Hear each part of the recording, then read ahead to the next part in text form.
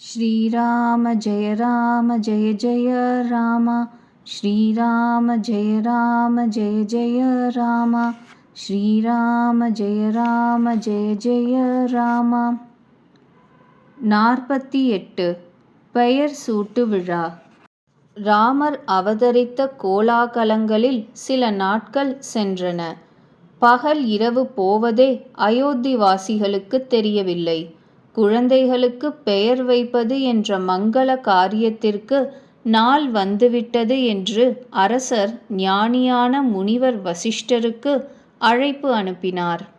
முனிவரை வரவேற்று அரசர் கூறினார், முனிவரே, தாங்கள் மனதில் ஆராய்ந்து பார்த்து என்ன நினைக்கிறீர்களோ அந்த பெயர் சூட்டுங்கள். முனிவர் கூறினார், அரசே, இவர்களுக்கு பல ஒப்பற்ற பெயர்கள் உண்டு.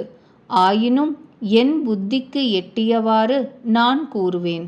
எந்த ஆனந்தத்தின் ஒரு துளியினால் மூவுலகும் சுகம் பெறுமோ அந்த ஆனந்தத்திற்கே கடல் போன்ற சுக குவியலான உங்கள் மூத்த பிள்ளைக்கு பெயர் ராமன்.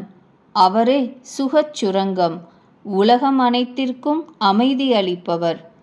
எவன் உலகத்தை பேணி வளர்த்து தாங்கப் போகிறானோ அவன் பெயர் பரதன். எவனை நினைத்தாலே பகைவர் அழிவரோ அவனுக்கு வேதங்களில் பிரசித்தமான சத்ருக்னன் என்று பெயர்.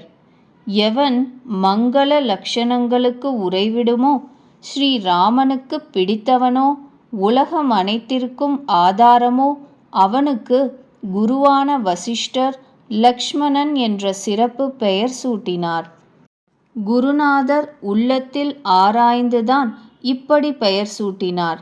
அரசே, உன்னுடைய 4 குமாரர்களும் வேதத்தின் தத்துவங்கள், அதாவது சாக்ஷாத் பகவத் ஸ்வரூபம். எவர் முனிவர்களின் செல்வமோ பக்தர்களுக்கு சர்வமோ சிவபெருமானுக்கு உயிரேயோ அவர் இப்பொழுது உங்கள் பக்திக்கு கட்டுப்பட்டு பால லீலை என்ற ரசத்தில் சுகம் காண்கிறார். குழந்தை பருவத்திலேயே ஸ்ரீராமனே தனக்கு மிகவும் ஹிதம் அளிப்பவர், தலைவன் என்றறிந்த லக்ஷ்மணன் அவருடைய திருவடிகளில் பேரன்பு வைத்தார். பரதன் சத்ருக்னன் என்ற 2 சகோதரரும் எஜமான் தொண்டன் என்ற உலக வழக்கில் உள்ள பிணைப்பை வளர்த்து கொண்டனர். பசுமை மஞ்சள் நிறம் கொண்ட திருமேனி பெற்ற 2 ஜோடிகளையும் கண்டு தாய்மார்கள் புல்லை கிள்ளி போட்டனர். அது ஒருவித திருஷ்டி கழிப்பு. 4 குழந்தைகளும் நற்பண்பு, அழகு, நல்ல குணங்களின் உறைவிடமாக இருந்தனர். எல்லோரையும் விட ஆனந்த கடலான ராமன் சிறந்து விளங்கினார். அவருடைய உள்ளத்திலிருந்து அருள் என்ற சந்திரன் ஒளி பெருக்கினான். அவருடைய மனம் கவர் சிரிப்பு அந்த சந்திரனின் கிரணங்களாக தோன்றின. சிலபோது மடியிலும் மற்ற நேரம் தொட்டிலிலும் தாய்மார்கள் செல்லமே என் அம்மா என்று கொஞ்சினர். எவர் எங்கும் நிறைந்த பிரம்மமோ, மாயையற்றவரோ, குணமற்றவரோ, வினோதமற்றவரோ, பிறப்பற்றவரோ அவரே பக்திக்கு வசப்பட்டு கோசலையின் மடியில் விளையாடுகிறார். அவருடைய நீல ஆம்பல் போன்ற கனத்த நீருண்ட மேகம் போன்ற திருமேனியில் கோடி மன்மதர்களின் அழகு மிளிர்ந்தது. செக்கச் செவேலென்ற பாத நகங்களின் பொலிவு செந்தாமரை இதழ்களின் முத்துக்கள் பதிந்துவிட்டது போல் விளங்கியது. பாதங்களின் அடித்தளத்தில் வஜ்ராயுதம், கொடி, அங்குஷம் இவற்றின் ரேகைகள் விளங்கின. கணுக்கால்களில் சதங்கை ஒலி கேட்டு முனிவர்கள் மனதுகள் மயங்கின. இடுப்பில் கிங்கிணிகள், வயிற்றில் மடிப்பாக 3 ரேகைகள். உந்தியின் ஆழம் பார்ப்பவருக்குத்தான் புரியும்.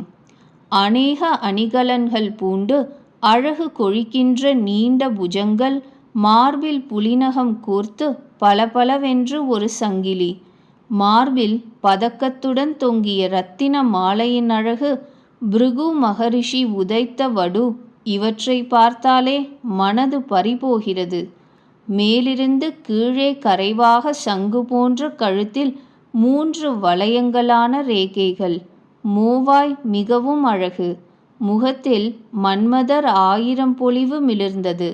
மேலும் கீழும் 2 பற்கள் மாத்திரம். செக்கச் செவேலென்ற உதடுகள். நாசி, அதில் ஒரு புல்லாக்கு.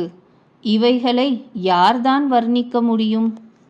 அழகான குட்டிக் காதுகள், மிக அழகான மென்மையான கன்னங்கள், மிகவும் அன்பு குழைந்த இனிய மழலைச் சொற்கள், பிறந்த பொழுதிலிருந்தே நெருக்கமான சுருள் சுருளான கேசங்கள். அவற்றை தாயார் பலவிதமாக சிங்காரித்தாள். மஞ்சள் நிறத்தில் பலபலவென்று சொக்காய் போடப்பட்டிருந்தது. முட்டிக்கால்களும் கைகளும் ஊன்றி குழந்தைகள் தவழ்ந்தன.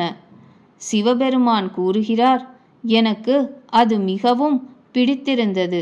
குழந்தைகளின் திருமேனி அழகின் வர்ணனை வேதங்களும் சேஷனும் கூட செய்ய முடியாதவை. கனவிலாவது யாராவது கண்டிருந்தால்தான் ஏற்றுக்கொள்வார் இப்படி ஒரு வர்ணனையை.